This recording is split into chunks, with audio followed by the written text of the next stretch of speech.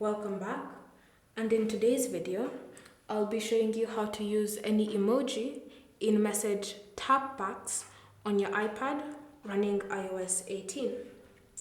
So from here, open your messaging app, then bring up the conversation.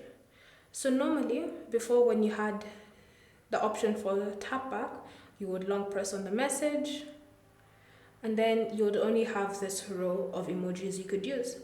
But now with the update of iOS, you should see this emoji icon that has appeared. So when you tap on it, you bring all the emojis that you can respond to that message.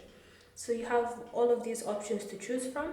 You even have stickers, animals in nature, and all of these for you to use. So simply choose one that will suit your need.